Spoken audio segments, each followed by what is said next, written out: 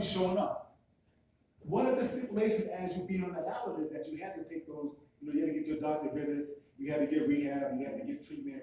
That was part of that, of you being in the housing. But the problem that they're saying is that Quincy doesn't want all that traffic. There was too much traffic and stuff, and the people over there don't want it. And the mayor has said that he's not changing his mind about the access, because you had to access it through Quincy. Right. So I've heard they don't want it. But I So heard it's that making it harder for Boston in to court, get it back. in court, Quincy's lost that fight.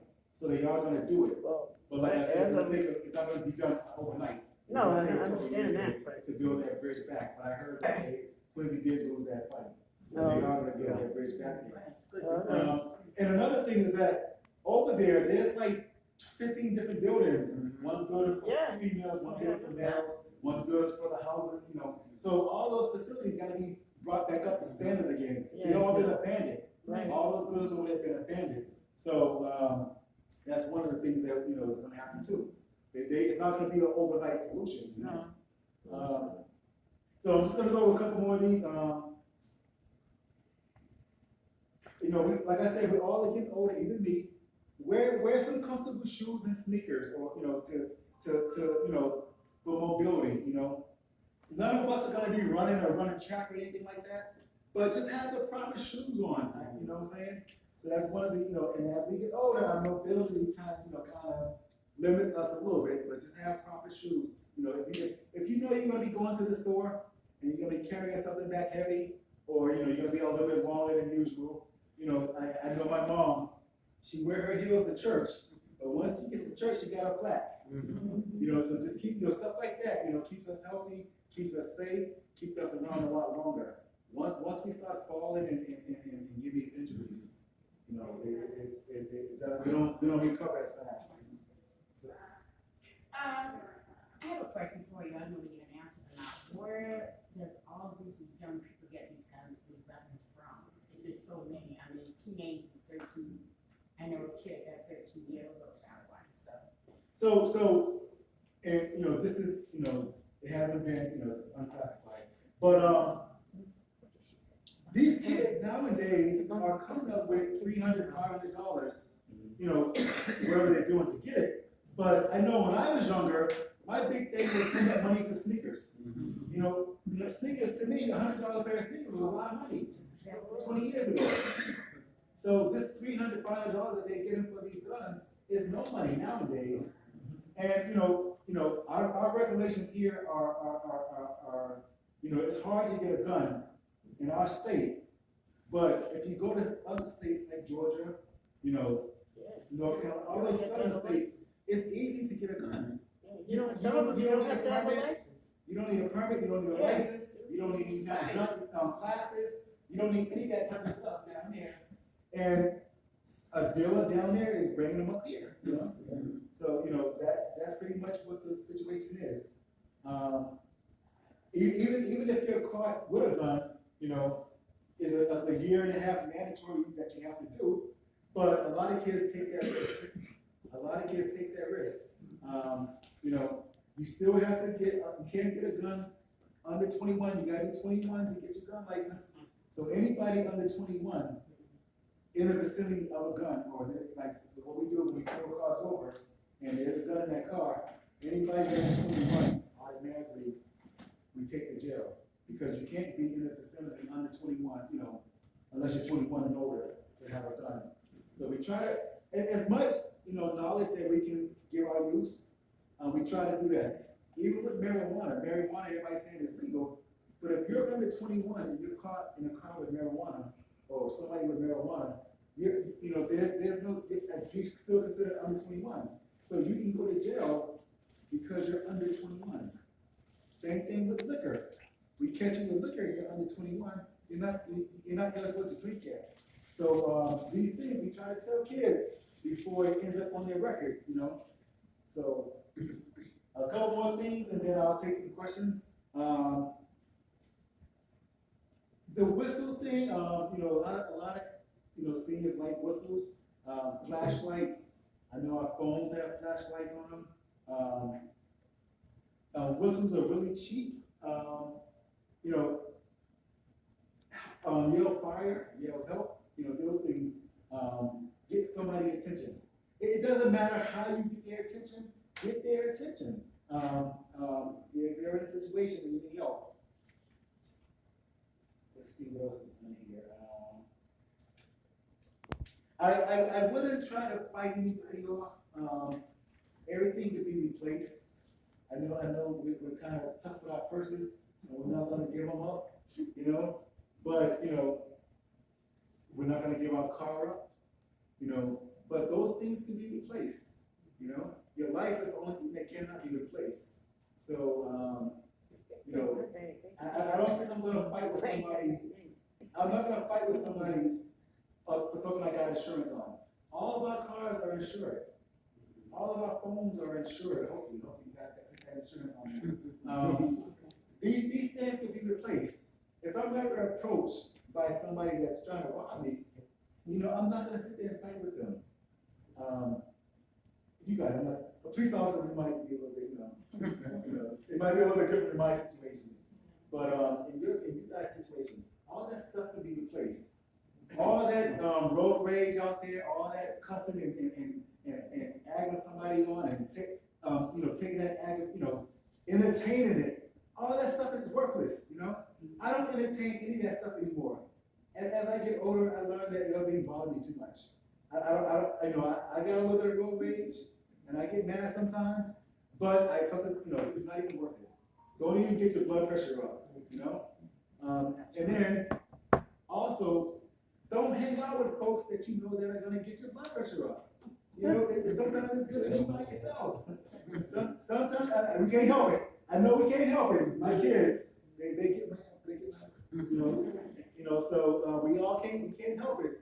But sometimes those arguments and those road rage incidents and those I'm in line first, that stuff it draws our blood pressure up and causes heart attacks and all that other stuff. That stuff's not even working anymore. I don't bother arguing with somebody when I know I'm right, So that's one advice I can give everybody. I learned it the hard way. I used to sit and argue with folks. I always thought my opinion was right, but I've learned it's not even worth it. And then, like I said, somebody want to cut me off, go ahead, drive, We all get to the red light at the same time. I don't know why he's speeding there, but I just let him do it, So, any other questions though? Anything? Go ahead.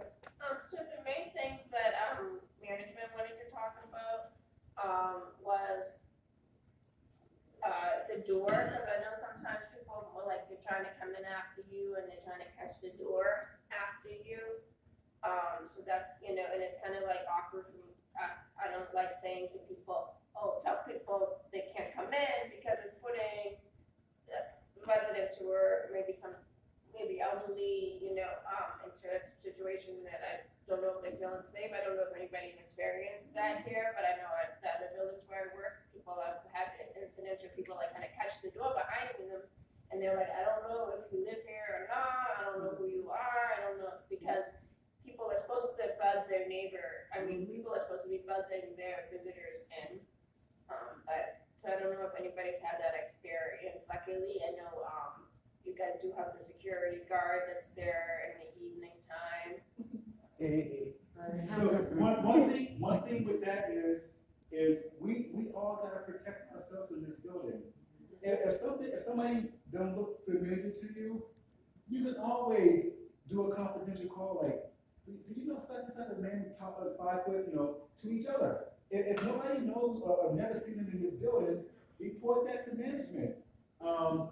That description, I'm sure that same person is gonna come here again, so you want that description.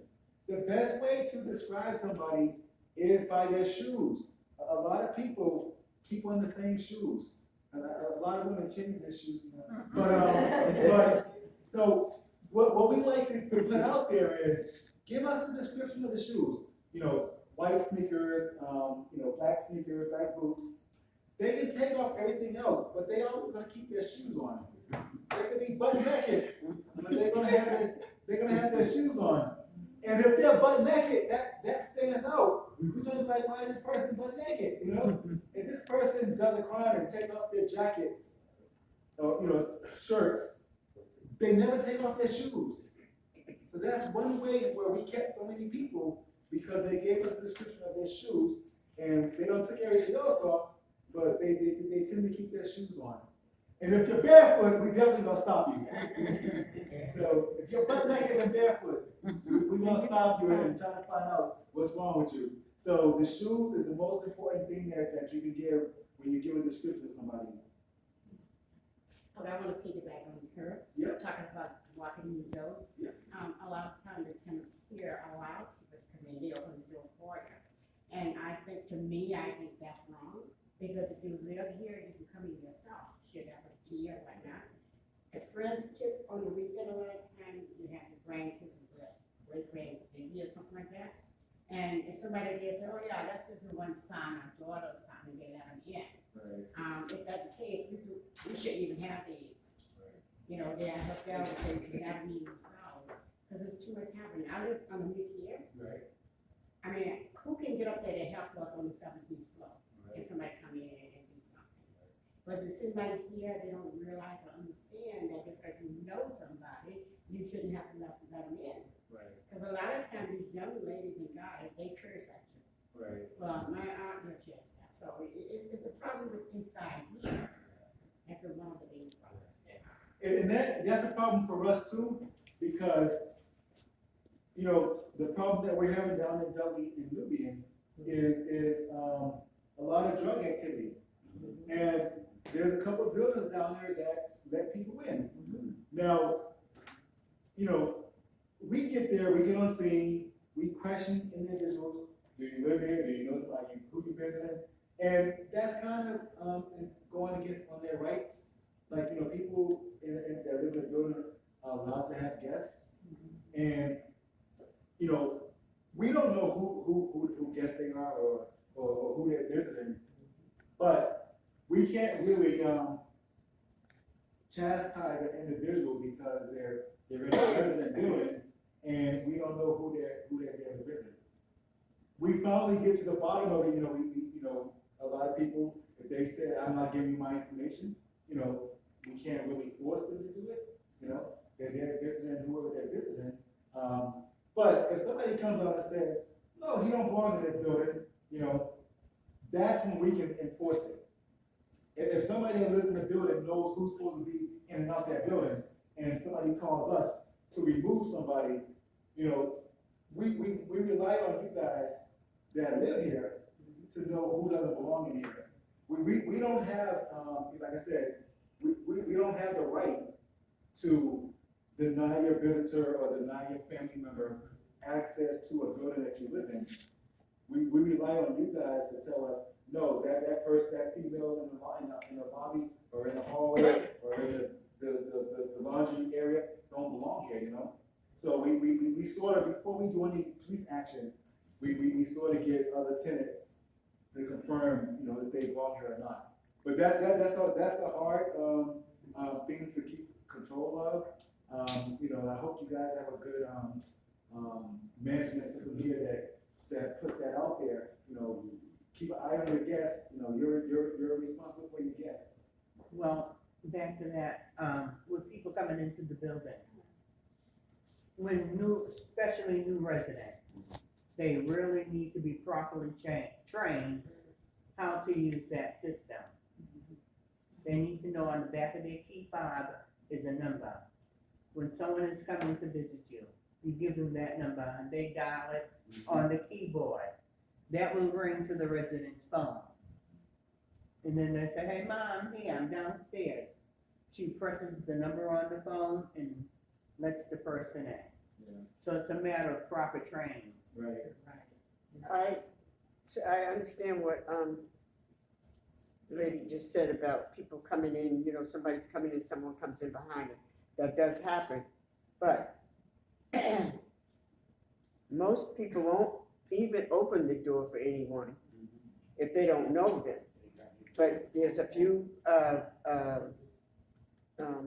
assistants, aides or whatever, therapists and stuff that come all the time. And if you've seen them coming in, like I have, sometimes if I've seen that person more a few times, and they're standing there waiting, they've already punched in a number or something, they're still waiting to get in, I'll hit the door and let them in. But the problem is mostly in the daytime, where we don't have a security person here, that's the problem. They'll come in behind someone and keep going. Now, if there was a security person there, then they can stop them and say hello, and they'll know who's coming in and who's not coming, who's to be here, who's not, sign in. And we used to have that when I first moved in here. There was somebody there all day and all night. Right. And they would stop that person and tell them to sign in. But What- the other thing is, wait a minute, excuse me, the other thing is, like you say, don't get into arguments with people. I've seen people open the door for someone and ask them, who are you coming to see, or do you have their, number, you should dial their number so they can buzz you in. They explain that to them. And then the people get nasty with them, so you don't wanna get into an argument or a fight, they might knock you in the head or something. You know what I'm saying? So if there's someone there, in my opinion only, I don't know who agrees or disagrees, but I'm voicing my opinion, that there should be someone there from 7:30 to 3:30 when the next security person comes on duty. Well, And when I first moved in here, they didn't have a paid person. They had volunteers, but those volunteers had been there and had done a very good job about who comes in and who comes out. Who's coming in all the time. How you doing? So So what I noticed with this pandemic is that we ordered so much that we're getting packages delivered, we're doing Uber Eats, we're getting all of our food delivered, Stop and Shop comes out and delivers doing it all. all that stuff. So we got so many people coming in and out the building that, like I said, there should be a system in place where somebody's checking those folks that are coming in and out. And that's something that I guess the people in control here can manage. I like the sign-in sheet. That's an easy way to sort of find out. well, we have that, who's but that's Yeah, not right. effective Right. until a person comes on at 3:30 or 3 or 3:30. And that's if they're paying attention. My question is, we emphasize a lot on the security guard, but a security guard is limited to what he or she can do. They don't have the same authority as a police officer. Oh, I know that. Yeah, but so They so see much. who's coming in They the don't, building. they don't have the same authority, but if I get a call here and the security guard is requesting or emphasizing what the rules are, we're gonna enact on what the security guard tells us. If the security guard says, this is the policy that's been in place here, this person is not following that policy, then we're gonna ask this person, these are the rules, this is what you're gonna follow. So the security guard has a purpose. Like I said, every building in Boston has their own set of rules, so we don't know that. But if we get a call here and they're telling us that these were the rules that were put in place, and this person is not, following the rules, somebody, is, keep buzzing their son or daughter in and not going to the fall, we can have a conversation with that family member that's going against the rules. But the security guard serves that function that says, everybody signs in on this sheet, this person doesn't wanna do it, this is what everybody else follows, we can back that security guard up on No, those understood. policies. Yeah.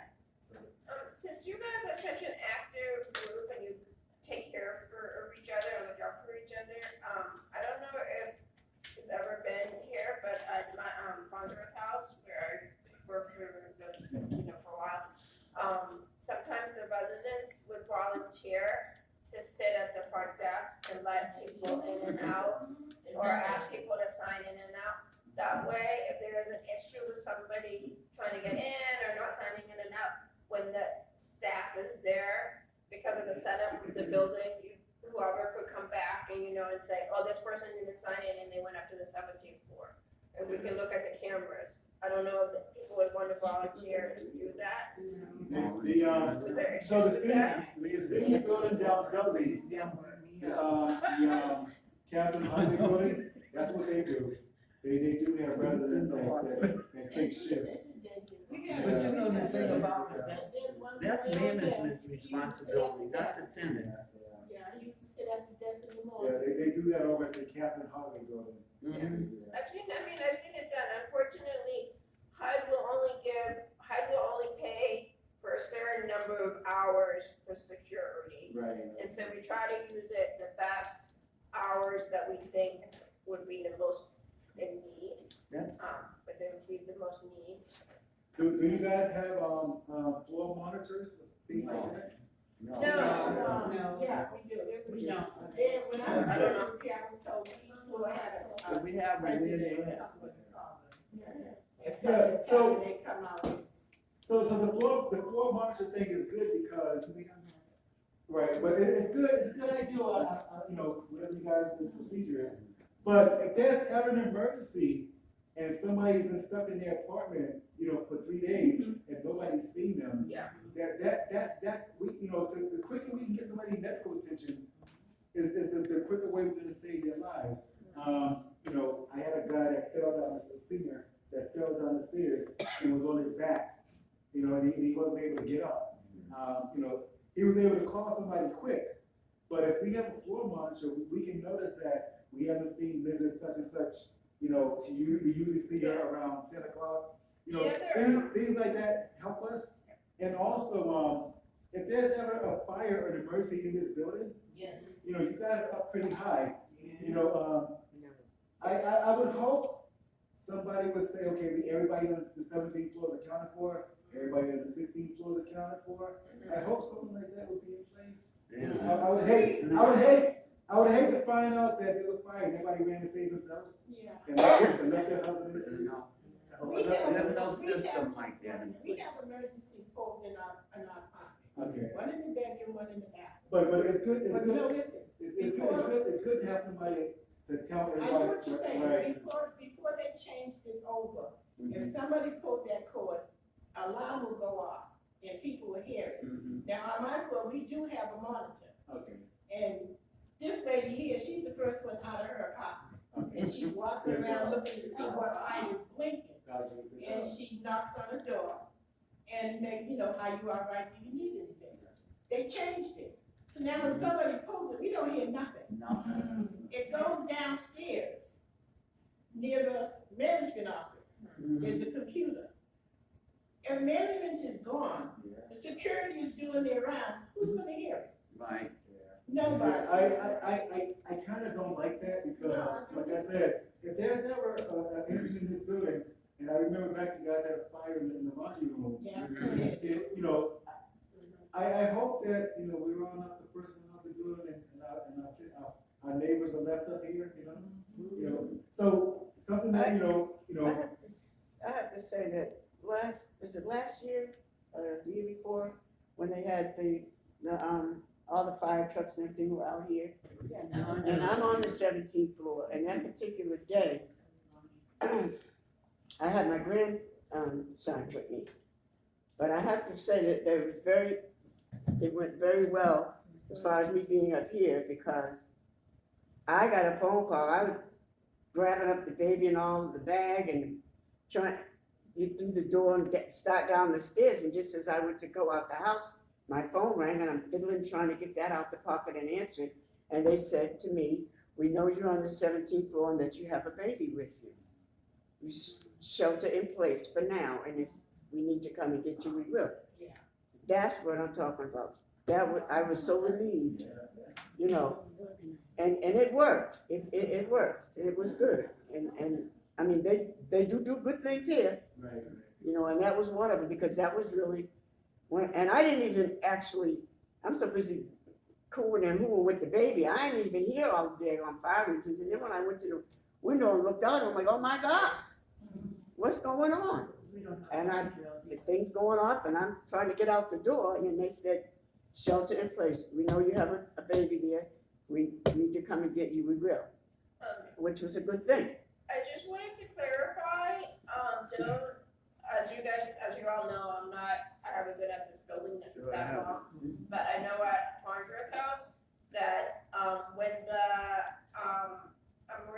somebody pulls in emergency court, if it's going on for like 5 minutes or some certain amount of time, then there's a company that will call the live-in staff, to alert them that the alarm's going off, and then if he doesn't answer, then they call like the property manager, right now it's Maggie, and go down.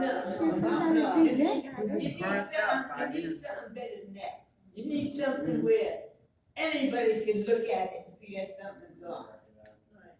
And they need to put Because that system back. All these new systems that they put in here, they still have the same, whatever you call it, cover, if you look at the apartment, above the apartment. Yep. You know, when they pull that string, it lights up. Yeah. And you can be in the hallway, at any end of the hallway and see what apartment apartment it is, and take care of that. But now the thing goes off, you can stand there and you don't know where to go. Oh, the light will flash, but who can hear? There's no sound to let you know that there's an alarm going off in somebody's apartment. Only time that light flashes is when When it's it- emergency. Right, But if somebody pulled that thing in their apartment, nobody knows about it on that floor. that's what I'm saying, there's no noise. It doesn't- But there is a red light. But I'm talking about somebody pulled the emergency cord. Yeah, I You say, don't hear nothing. Before we- You don't we can hear it. something. I'm saying, you're right, you don't hear it, but there is a flashing light outside, but if you're inside and it's late at night, nobody's in the hallway, nobody's gonna know. So it should be, Our next meeting, I'll bring the fire, we got a good fire guy that comes out with us. And we'll go over some of that important stuff like that, I think they're having one on the, Yeah, so we're having, Lieutenant Perkins. Yeah, Lieutenant Perkins. Yeah. Lieutenant Perkins is awesome. Yeah. And then I'm gonna say this, and then I wanna get rid of some of these gifts. So, just have your important documents near you. Yeah. You know, for anything, you never know what's gonna happen to us. My mom, died last year, but she had her important documents in the area, and when she was in the hospital, I had to cover all the bills for her, do all her stuff, and she told me right away to go get stuff. She said, go to this drawer above the kitchen, things that we know where they're at. But if we ever get into a situation where, we're in a hospital longer than we thought, or, we recover from, some kind of surgery or medical condition, we're not gonna be able to get that stuff. So while we're all able to do it now, make sure you have an area where if you ever need to get your stuff, important documents, get your valuable jewelry, let me know where that's at, so. But listen, have all that stuff, a bag, a little bag that, you can grab and go, a grab and go bag. Don't make it easy, if somebody breaks in your house, they can take all your, that type of stuff you wanna keep in your safe. But your important stuff, your birth certificate, it takes forever to get a new birth certificate, especially if you was born in Alabama. I don't know what Alabama did back in the 30s. I know we had a bunch of midwives that delivered us, our parents. But if you try to get a birth certificate, if you try to get that now, it's impossible. My mom was from Butler, Alabama. I had to go to Butler, Alabama to get her birth certificate. And then after she died, I'm still doing all that stuff, because she has some land. All that stuff we don't think about. But somebody, as we get older, somebody got to take care of that stuff for us. So it's good to have that bag with your important documents. Your mortgage, we don't have mortgages, but if you have a mortgage or you have a lease, you have your car title, all those things that we don't think about on a normal day, while we're all healthy and we're all in our right mind, we want to make sure we put that in an area where we can tell somebody to grab it. If there's a fire, we're all trying to get out that building quick. We're not thinking about that, but if we can grab that bag and get out the door, get your medication. I knew my mom's medication because I did a lot of her doctor's appointments with her. So I knew a lot of her medications, but a lot of us are in these apartments and, and our kids are so far away. If something ever happens, we wanna make sure you guys have your doctor's, list, your medical list, all that type of stuff.